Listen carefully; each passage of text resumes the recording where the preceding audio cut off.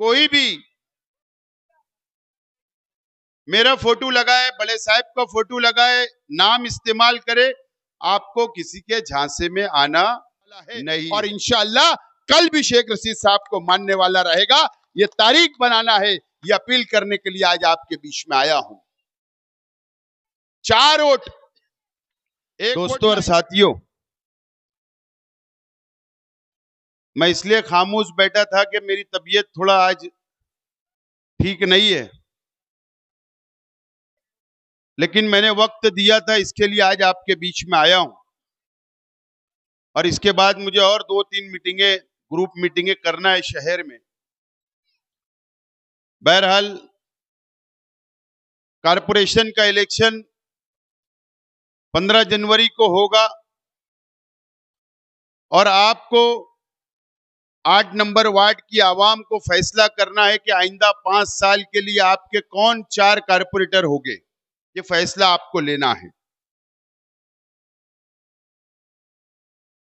और मैं आपसे अपील करता हूं कि इस्लाम पार्टी के पूरे पैनल को आप भरपूर वोट देकर अक्सरियत से आप लोग कामयाब करें। हमारा निशान जो है ऑटो रिक्शा, जो असेंबली के अंदर था, उसी पर आपको 4 बटन दबाना है, 4 उम्मीदवार को वोट देना है, पैनल टू पैनल। ये कहीं भी कोई भी मेरा फोटो लगाए, बड़े साहब का फोटो लगाए, नाम इस्तेमाल करे, आपको किसी के झांसे में आना नहीं है। यह इलेक्शन मामूली इलेक्शन नहीं है, यह बहुत बड़ा इलेक्शन है हमारे शहर के लिए। बहुत बड़ा इलेक्शन है। इसको अगर आप मामूली इलेक्शन समझते होगे, रोड गटर का इलेक्शन समझते होगे, तो आप आज गलत फहमी में हैं। दूसरे शहरों के अंदर ये हो सकता है कि रोड गटर का इलेक्शन, लेकिन हमारे शहर के लिए रोड गटर का इलेक्शन नहीं है। हमारे शहर के मुस्तकबिल का इलेक्शन है। मालेगांव शहर को बचाने का इलेक्शन है। फिरका परस्त पार्टियों से बचाने का इलेक्शन है शहर को। ये बात आप नोट कर ले, लिख ले। जब हम पर इल्जाम आया, रोहिंग्या बांग्लादेशी का इल्जाम आया, जब एक बीजेपी के लीडर ने, किरीट सुमैया ने, ये इल्जाम लगा दिया कि मालेगांव में रोहिंग्या बांग्लादेशी है, तो आपको पता है कि सबसे पहला अगर किसी को अरेस्ट किया गया था, एसआईटी ने अरेस्ट की थी, तो वो लड़का निहाल नगर का था, बिल्कुल पड़ोस में रहता है, बाजू की गली। क्या इल्जाम था? बांग्लादेशी का। ये बात आपको भूलना नहीं है। उसके बाद 3 माँ और बहनें जेल में गई। मुझे बताओ, 3 माँ बहनें जेल के अंदर रही, सेंट्रल जेल के अंदर रही। उसकी जमानत किसने करवाया?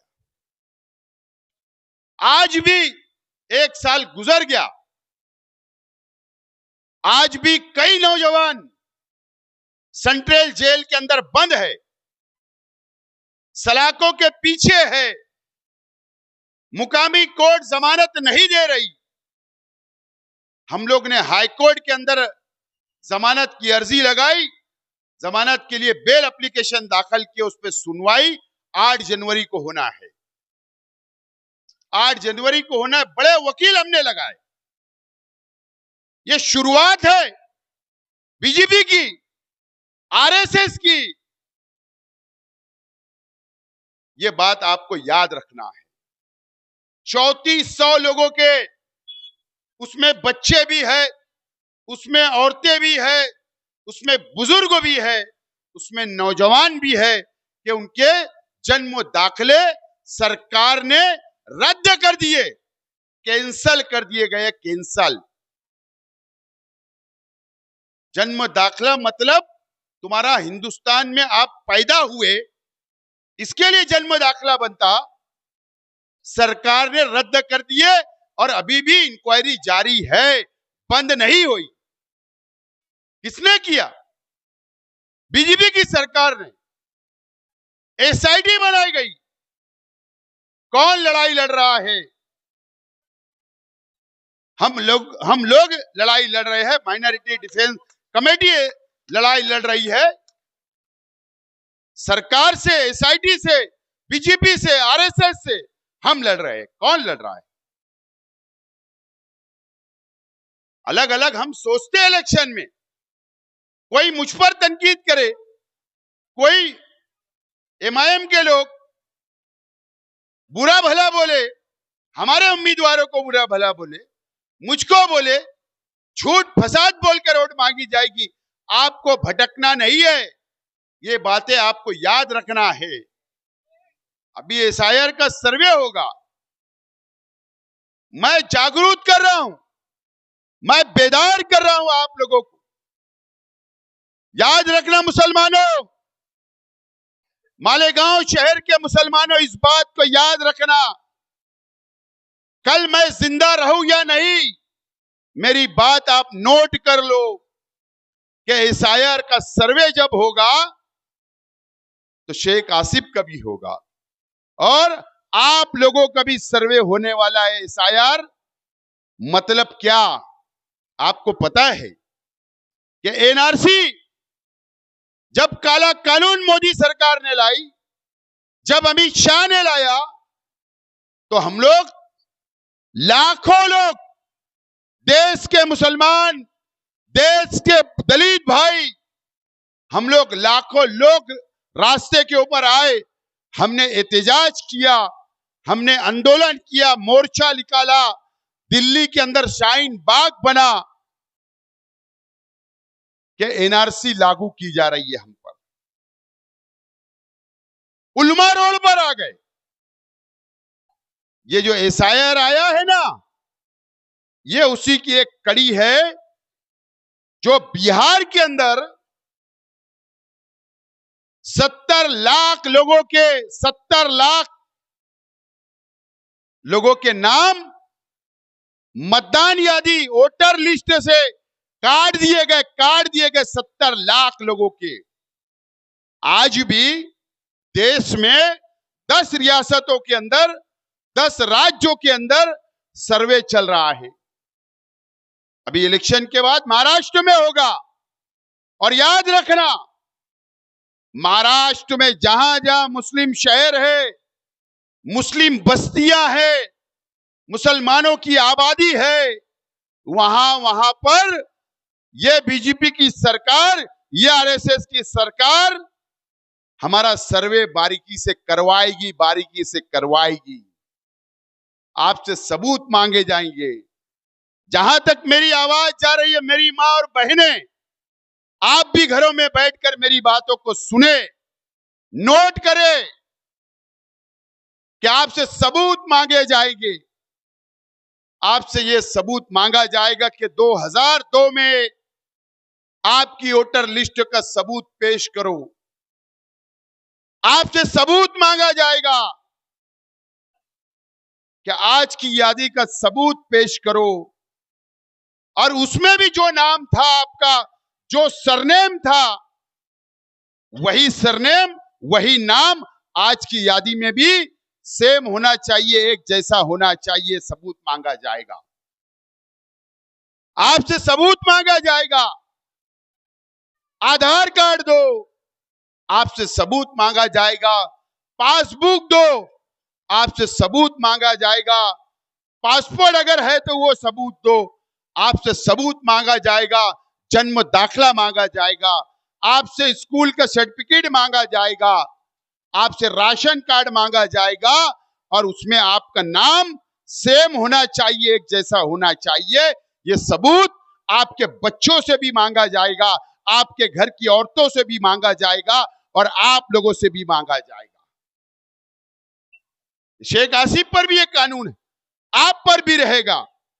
मुझे बताओ कि हम गरीब, मजदूरी करने वाले, छोटा मोटा व्यापार करने वाले, हमारे अंदर कम पढ़ाई है, कम तालीम है, ये मैं मानता हूं। गुर्बत के वजह से हमारे पास ये सबूत, आपकी मदद कौन करेगा? ये सबूत लाने में, या आपके पेपर दुरुस्त करने में, या आपका सर्वे करवाने में आपकी मदद कौन करेगा? ये बात को सामने रखकर इस इलेक्शन में आपको वोट देना होगा। अगर आप भटक गए, रास्ते से भटक गए, क्या होगा? मेरा क्या होगा? इन उम्मीदवारों का क्या होगा? हार जाएंगे ना, इससे ज्यादा क्या होगा? घर बैठेंगे। लेकिन यह बात याद रखना कि आपकी मदद करने कौन आएगा, यह बात आपको याद रखना होगी। ये कारपोरेशन का इलेक्शन है।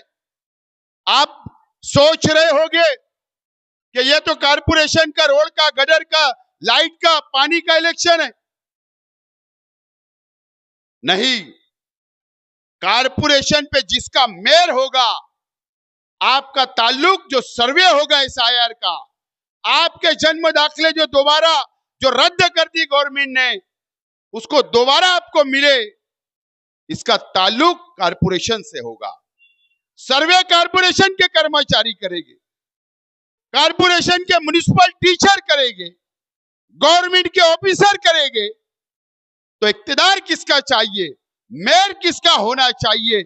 वहां बैठकर आपके मोहल्ले में टेबल लगवाकर गली गली के अंदर आपका सर्वे होना जरूरी होगा। ये बात आज आपको याद रखना चाहिए। अगर सर्वे में हम भटक गए, सर्वे में अगर हम चूक गए, अगर हम लोगों ने मुकम्मल पेपर और सबूत नहीं दे पाए, तो आपका नाम भी जिस तरीके से बिहार के अंदर नाम 70 लाख लोगों के काट दिए गए, उसी तरीके से महाराष्ट्र में भी और इस शहर में भी नाम काट दिए जाएंगे। फिर क्या होगा? फिर यही होगा, फिर NRC, यही जो नाम काट दिए जाएंगे, फिर उन पे NRC लागू होगा। आप जाइए YouTube के ऊपर, सर्च करिए कि NRC कानून क्या है। जैसा सेंट्रल जेल है ना, ऐसे बड़ी बड़ी जेलें, क्वारंटाइन सेंटर, बड़े बड़े गोडाउन बना दिए जाएंगे और ऐसे लोगों को वहां पे डाल दिया जाएगा और बोलेंगे आपको अब यही मरना है, आपको, तुम इस देश के नागरिक नहीं हो, इस देश के रहवासी नहीं हो, हिंदुस्तानी नहीं हो। ये बीजेपी चाहती है। ये बीजेपी और RSS का मिशन है, मुसलमानों को और दलित भाइयों को खत्म करने का, आपसे अपना अधिकार वापस लेने का, आज आपसे अपना हक वापस लेने का, यही बीजेपी चाहती है। कौन लड़ेगा?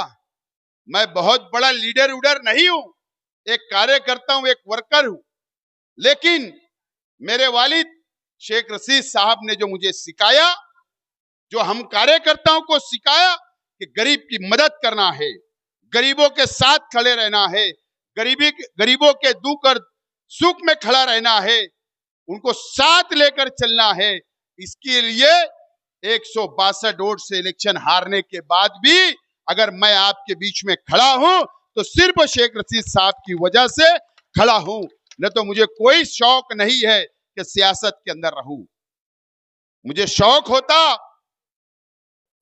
तो जरूर आज कारपोरेशन के इलेक्शन लड़ता, जरूर आज मेयर बनने की कोशिश करता, जरूर आज मैं कुर्सी चाहता, लेकिन मैं कुर्सी नहीं, मैं कारपोरेशन का इलेक्शन नहीं लड़ रहा हूं। बस आपके लिए जीना, आपके लिए मरना और आपके लिए लड़ना, यही मैंने मेरा मकसद, यही मेरा अपना मिशन मैंने बना लिया, इसके अलावा कुछ नहीं। ये कारपोरेटर आप चुन कर दोगे, मैं इनसे काम लूंगा। कारपोरेशन में बैठकर मेरी निगरानी में, मेरी सरपरस्ती में मैं इनसे आपके वार्ड के आपके मसाइल का काम लूंगा, शहर में काम लूंगा, आपकी मदद करूंगा। यही मेरा मकसद है और इसीलिए मैं आज आपके बीच आया हूं, आपके बीच आया हूं। मैं आपसे अपील करता हूं, मुझे यहां से और 2-3 मीटिंगें में जाना है। मैं आपसे अपील करता हूं, मैं इसीलिए कोई बातें नहीं बोल रहा हूं। रोड, गटर, डोला, तामीर, तरक्की, हमने क्या किया माजी में, शहर को क्या दिया, मैं कोई बात नहीं कर रहा, आप सब जानते हो। लेकिन ये लड़ाई हमारी फिरका परस्त ताकतों से है, ये लड़ाई बीजेपी से है, ये लड़ाई आरएसएस से है। यही मैं आज बोलने के लिए आपके पास आया और मुझे उम्मीद है ये वार्ड में, इसी वार्ड में, आपके वार्ड में हुड़को कॉलोनी भी आती है। इसी वार्ड के अंदर शेख रशीद साहब ने अपनी आखिरी जिंदगी गुजारी, शेख रशीद साहब ने आखिरी वक्त गुजारा। आपके बीच में रहे, आपके साथ रहे, आपकी बस्ती में रहे। आपको तारीख बनाना है ये इलेक्शन के अंदर कि शेख रशीद साहब नहीं भी है दुनिया में, तो ये वार्ड कल भी शेख रशीद साहब को मानने वाला था, आज भी शेख रशीद साहब को मानने वाला है और इंशाअल्लाह कल भी शेख रशीद साहब को मानने वाला रहेगा। ये तारीख बनाना है, ये अपील करने के लिए आज आपके बीच में आया हूं। 4 वोट, 1 वोट ना इधर ना 1 वोट इधर, पैनल टू पैनल, निशान ऑटो रिक्शा, आगे पीछे कुछ मत सोचो। मैं आज आपसे अपील करने के लिए आया हूं और अगर आप लोगों ने, आगरा रोड के ये पास के लोगों ने इस इलाके से 20 सीट आ रही है, 20 कॉर्पोरेटर है आगरा रोड के इधर, अगर ये 20 कॉर्पोरेटर आप लोगों ने चुन कर दिया तो हम शहर के अंदर भी मेहनत कर रहे, जद्दोजहद कर रहे, हम हमारे बलबूते के ऊपर हमारा मेयर बना सकते हैं और फिरका परस्तों से मुकाबला कर सकते हैं और उनको धूल छटाने का काम सिर्फ और सिर्फ इस्लाम पार्टी और हमारा सेकुलर फ्रंट करेगा। ये अपील आज आप लोगों से कर रहा हूं, ये वादा कर रहा हूं। तो बातें जाने दो, लेकिन हमारे बच्चों के मुस्तकबिल के लिए आगे की परेशानी क्या आने वाली है, मैं वो बात कर रहा हूं, वो अपील करने के लिए आपके बीच में आया हूं। मुझे उम्मीद है कि आप लोग पूरे पैनल को कामयाब करेंगे और इंशाल्लाह मौका रहा तो जरूर आपके वार्ड में हुड़को कॉलोनी में एक जलसा भी लिया जाएगा। बहुत बहुत शुक्रिया। खुदा हाफिज। अस्सलाम वालेकुम।